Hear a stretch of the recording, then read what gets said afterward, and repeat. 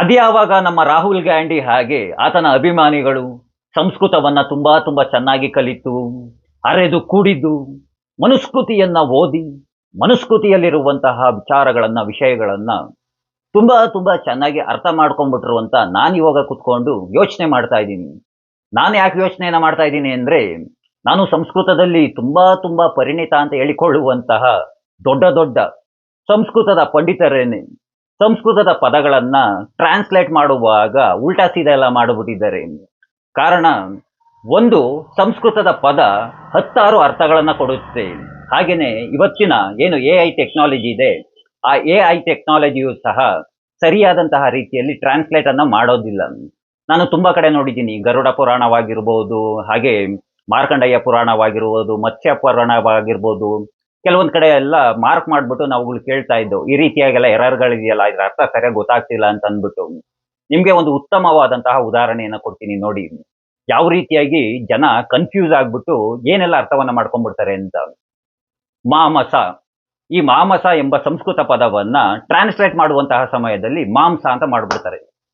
ಏನಾಯ್ತು ಮಾಂಸ ಅಂತ ಮಾಡಿದಕ್ಕೆ? ಇದು ನಾನ್ ವೆಜ್ ಆಯ್ತು. ಮಾಮಸ ವೆಜಿಟೇರಿಯನ್ ಆಯ್ತು, ಹಾಲು ತುಪ್ಪ ಬೆಣ್ಣೆ ಸಕ್ಕರೆ ಇದನ್ನೆಲ್ಲ ಮಾಮಸ ಅಂತ ಅಂದ್ಬಿಟ್ಟು ಹೇಳ್ತಾರೆ. ಇಲ್ಲಿ ಮಾಂಸ ಪ್ರಾಣಿ ಪಕ್ಷಿಗಳು ಕಡ್ದಿದ್ದು ಪಡೆದಿದ್ದು ಅದಾಗ ಹೋಗುತ್ತೆ. ಈ ಪಿತೃಪಕ್ಷ ಅಂತ ಮಾಡ್ತೀವಿ ನೋಡಿ, ಗೊತ್ತಿರ್ಬೇಕು, ಎಡೆ ಇಡ್ತೀವಿ ನಾವುಗಳೆಲ್ಲ. ಈ ಎಡೆ ಇಡ್ಬೇಕಾದ್ರೆ ನಾನು ಒಂದ್ ಕಡೆ ಹೋಗಿದ್ದಾಗ, ಏನ್ ನಾನ್ ವೆಜ್ ಇಡ್ತೀರಲ್ಲ ನೀವುಗಳು ಅಂತ ಅಂದ್ಬಿಟ್ಟು ಹೀಗೆ ಪ್ರಶ್ನೆಯನ್ನ ಮಾಡಿದ್ದೆ ನಾನು. ಆಗ ಇಲ್ಲ, ಮಾಂಸ ಇಡೋದಕ್ಕೆ ಹೇಳಿದ್ದಾರೆ ಅರ್ಚಕರು, ಹಾಗಾಗಿ ಮಾಂಸನೇ ಇಟ್ಬಿಟ್ಟು ನಾವು ಪೂಜೆ ಮಾಡೋದು ಒಂದು. ಇಲ್ಲ, ನಾವೆಲ್ಲ ವೆಜಿಟೇರಿಯನ್, ನಾವೆಲ್ಲ ಆ ರೀತಿಯಾಗೆಲ್ಲ ಇಡೋದಿಲ್ಲ ಅಂತ ಅಂದ್ಬಿಟ್ಟು ಹೇಳಿದೆ. ಹಾಗಾಗಿ ನನ್ಗೆ ಇದು ನೆನಪಾಯ್ತು. ಹೀಗಿರುವಾಗ ಅಷ್ಟೊಂದು ಪುರ್ಸೋತಿತ್ತ ಈತನ ಅಭಿಮಾನಿಗಳಿಗೆ, ಹಾಗೆ ಈತನಿಗೆ ಸಂವಿಧಾನ ಇಟ್ಕೊಂಡು ಓಡಾಡೋದೇ ಆಯ್ತದೆ ಅಂತದ್ರಲ್ಲಿ ಸ್ಯಾನ್ಸ್ಕ್ರಿಟ್ ಕಲ್ತ್ಬಿಟ್ಟು ಇಷ್ಟೊಂದು ವಿಚಾರಗಳನ್ನೆಲ್ಲ ತಿಳ್ಕೊಂಡ್ಬಿಟ್ಟು ಮನುಸ್ಮೃತಿಯಲ್ಲಿ ಏನೇನಿದೆ ಅಂತೆಲ್ಲ ಜನಸಾಮಾನ್ಯರಿಗೆ ಎಕ್ಸ್ಪ್ಲೈನ್ ಮಾಡ್ತಾ ಇರೋದು. ಮನುಸ್ಮೃತಿ ಹೆಣ್ಣಿನ ಮೇಲೆ ದಾಳಿ ಮಾಡುತ್ತಂತೆ, ಹೆಣ್ಣನ್ನ ಬಂಧನದಲ್ಲಿ ಇಟ್ಕೊಳ್ಳುತ್ತಂತೆ, ಹೆಣ್ಣಿಗೆ ಸ್ವತಂತ್ರವನ್ನ ನೀಡೋದಿಲ್ವಂತೆ. ಏನು ಗೊತ್ತು ಅಂತ ಅಂದ್ಬಿಟ್ಟು, ಅಲ್ಲ ಕಣ್ರಿ, ನಾನಿವತ್ತು ಕೇಳ್ತೀನಿ ಈ ವಿಡಿಯೋ ನೋಡ್ತಿರೋರ್ಗೆ, ನೀವ್ ಯಾವತ್ತಾರು ಇದು ಮನುಸ್ಮೃತಿನ ಓದಿದ್ದೀರಾ? ದೇವ್ರಾಣೆ ನಾನಂತೂ ಓದಿಲ್ಲ. ನನಗೆ ಗೊತ್ತು, ಈ ವಿಡಿಯೋ ನೋಡ್ತಿರೋರು ಯಾರೂ ಮನುಸ್ಮೃತಿನ ಓದಿರೋದಿಲ್ಲ, ಅದ್ರಲ್ಲಿ ಏನೈತೆ ಅಂತ ಯಾವನಿಗೂ ಸಹ ಗೊತ್ತಿಲ್ಲ. ಇಲ್ಲಿ ಆಗ್ತಾ ಇರೋದೇನು ಅಂದ್ರೆ, ಯಾವನೋ ಒಬ್ಬ ಅಯೋಗ್ಯ ಟ್ರಾನ್ಸ್ಲೇಟ್ ಮಾಡ್ತಾನೆ ಕನ್ನಡಕ್ಕೆ, ಅದು ನನ್ನ ಗ್ರೂಪ್ಗೆ ಹಾಕ್ತಾನೆ, ಅದನ್ನ ಕಾಪಿ ಮಾಡು ಪೇಸ್ಟ್ ಮಾಡು, ಮನುಸ್ಮೃತಿ ಹಂಗೇಳ್ತು ಹಿಂಗೇಳ್ತು ಅಂತ. ಹೋಗ್ಲಿ, ಕಾಪಿ ಪೇಸ್ಟ್ ಮಾಡ್ಕೊಳ್ತಾವ ವಾಟ್ಸಪ್ ಅಲ್ಲಿ, ಅದನ್ನೇ ಸ್ಕ್ರೀನ್ ಶಾಟ್ ಎತ್ಕೊಳ್ತವೆ. ಸ್ಕ್ರೀನ್ ಶಾಟ್ ಎತ್ಕೊಂಡು ಅಲ್ಲಿ ಪೇಜ್ ನಂಬರ್ ಅಂತೆ, ಆ ನಂಬರ್ ಅಂತೆ, ಈ ನಂಬರ್ ಅಂತೆ ಹಾಕ್ಬಿಟ್ಟು ಇವ್ರದೇ ಅದೊಂದೊಂದು ಸ್ಟೋರಿಗಳು, ಇವ್ರದೇ ಆದಂತಹ ಒಂದು ಕಥೆಗಳು ಕಟ್ಕೊಂಡು ಹೋಗ್ತಾ ಇರ್ತಾರೆ. ಅಲ್ಲ ಕಣ್ರಿ, ಯಾವನ್ರಿ ಅನುಸರಿಸ್ತಾ ಇದ್ದಾನೆ ಮನುಸ್ಮೃತಿ ಇರೋಂತಹದ್ನ ಇವತ್ತಿನ ದಿನ? ಅಲ್ಲ, ಈ ರಾಹುಲ್ ಗಾಂಧಿಗೆ ಅರ್ಥ ಆಗೋದಿಲ್ವಾ? ಏನ್ ಪ್ರತಿ ಬಾರಿ ಹಿಂದೂಗಳ ಆಚಾರ ವಿಚಾರದಲ್ಲೇ ಮಾತನಾಡದ? ಬೇರೆ ಮತಗಳ ಬಗ್ಗೆ ಮಾತನಾಡ್ಲಿ, ಬೇರೆ ಮತಗಳ ಬಗ್ಗೆ ಮಾತನಾಡೋದಿಲ್ಲ. ಯಾಕೆ ಹೇಳಿ? ಮತ ಹಾಕೋದಿಲ್ವಲ್ಲ, ಕತ್ತರಿಸ್ಬಿಡ್ತಾರಲ್ಲ ಮಾತನಾಡಿದ್ರೆ. ನನಗೆ ಇಂಥವ್ರ ಮೇಲೆ ನನ್ನ ಕೋಪ ಬರೋದಿಲ್ಲ. ಇಂಥವ್ರನ್ನೆಲ್ಲ ಬೆಂಬಲಿಸ್ತಿರಲ್ಲ ನೀವುಗಳು, ನಿಮ್ಮಂತಹ ಅಯೋಗ್ಯರನ್ನು ನೋಡಿದಾಗ ನನಗೆ ರೀ, ಸಂಸ್ಕೃತ ಕಲಿಯೋದಕ್ಕೆ ಆಗೋದಿಲ್ಲ ಕಣ್ರಿ. ನಾನು ಅವ್ರ ಜೊತೆನೆ ತುಂಬಾ ಒಡನಾಟ ಇದ್ರು ನಮ್ಗೆ ನಾಲ್ಗೆ ತಿರ್ಗೋದಿಲ್ಲ. ಅದು ಎಷ್ಟು ಕಷ್ಟ ಇದೆ ಗೊತ್ತಾ? ಅಲ್ಲಿಂದ ಯಾವನ್ ಎಲ್ಲೆಲ್ಲಿಂದ ಟ್ರಾನ್ಸ್ಲೇಟ್ ಮಾಡ್ಕೊಂಡು ಏನೇನ್ ತಂದ್ಬಿಟ್ಟಿದ್ದಾನು.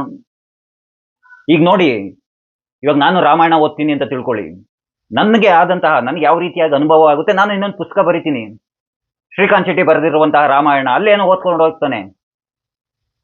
ಅದೇ ರೀತಿಯಾಗಿ ಎಷ್ಟು ರಾಮಾಯಣಗಳಿದಾವೆ. ನೀವು ಒಂದೊಂದು ದೇಶಕ್ಕೆ ಹೋದ್ರೆ ಒಂದೊಂದು ರೀತಿಯಾದ ರಾಮಾಯಣ ಸಿಗ್ತವೆ. ಭಗವದ್ಗೀತೆ ಅದು ಎಷ್ಟು ಕಡೆ ಚೇಂಜಸ್ ಆಗ್ಬಿಟ್ಟಿದೆ. ಇಸ್ಕಾನಲ್ಲಿ ಸಿಗುವಂತಹ ಭಗವದ್ಗೀತೆನೇ ಬೇರೆ ರೀತಿಯಾಗಿರುತ್ತೆ, ನಾನು ಓದುವಂತಹ ಮೂಲ ಭಗವದ್ಗೀತೆನೇ ಒಂದು ರೀತಿಯಾಗಿರುತ್ತೆ.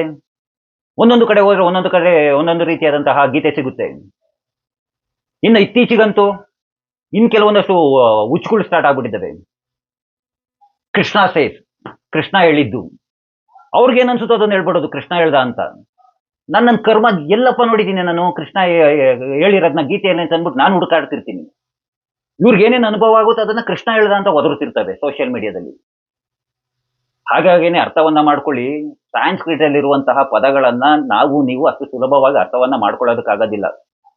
ಈ ಗ್ಯಾಂಡಿ ಅಂತವರು ಯಾವನೋ ಬರ್ಕೊಟ್ಟಿರ್ತಾನೆ ಅಲ್ಲಿ ಸ್ಕ್ರಿಪ್ಟ್ನ ರೆಡಿ ಮಾಡ್ಬಿಟ್ಟು ಇದಾವಲ್ಲ ನಮ್ಮಲ್ಲಿ ತುಂಬಾ ತುಂಬಾ ವಿದ್ವಾಂಸರುಗಳು ಸಂಜೆ ಬಾರಲ್ಲಿ ಹಾಕೋತಾರೆ, ನೈಟ್ ಕೂತ್ಕೋತಾರೆ, ಏನ್ ಬರುತ್ತೋ ಅದನ್ನ ಬರೀತಾರೆ, ಬೆಳಗ್ಗೆ ಇಂಥವ್ರಿಗೆ ತಂದ್ಕೊಡ್ತಾರೆ. ಇವು ಬಂದ್ಬಿಟ್ಟು ವೇದಿಕೆ ಮೇಲೆ ಒದರುತ್ತಿರ್ತವೆ. ಇವು ಒದರದ್ನ ನೋಡ್ಬಿಟ್ಟು ಇಂಥವು ಚಪ್ಪಾಳೆ ತರ್ತಿರ್ತವೆ. ನಾಚಿಕೆ ಆಗ್ಬೇಕು ನಮ್ಮ ಹಿಂದೂಗಳಿಗೆ. ಇಂಥ ಅವ್ರನ್ನ ಬೆಂಬಲಿಸುವಂತಹ ನಮ್ಮ ಹಿಂದೂಗಳನ್ನ ಕಂಡುಬಿಟ್ರೆ ನನಗೆ ಎಷ್ಟು ಕೋಪ ಬರ್ತಿರುತ್ತೆ ಅಂದ್ರೆ, ಒಂದೊಂದ್ಸಲ ಅನ್ಕೊಳ್ತಿರ್ತೀನಿ, ಥೂ ಇಂಥಗೋಸ್ಕರ ನಾವುಗಳು ಹೋರಾಟವನ್ನ ನಡೆಸ್ಬೇಕಂತ. ಏನೋ ನಿಮ್ಮ ಕರ್ಮ ಅಂತ ಹೇಳ್ತಾ ಆ ಕೃಷ್ಣ ಎಲ್ಲರಿಗೂ ಒಳ್ಳೇದನ್ನ ಮಾಡ್ಲಿ, ಇಂಥವ್ರಿಗೆ ಒಂದು ಸ್ವಲ್ಪ ತಲೆಯಲ್ಲಿ ಬುದ್ಧಿ ತುಂಬಲಿ ಅಂತ ಕೇಳ್ಕೊಳ್ತಾ ಎಲ್ರಿಗೂ ಧನ್ಯವಾದಗಳು. ಜೈ ಶ್ರೀ ಕೃಷ್ಣ.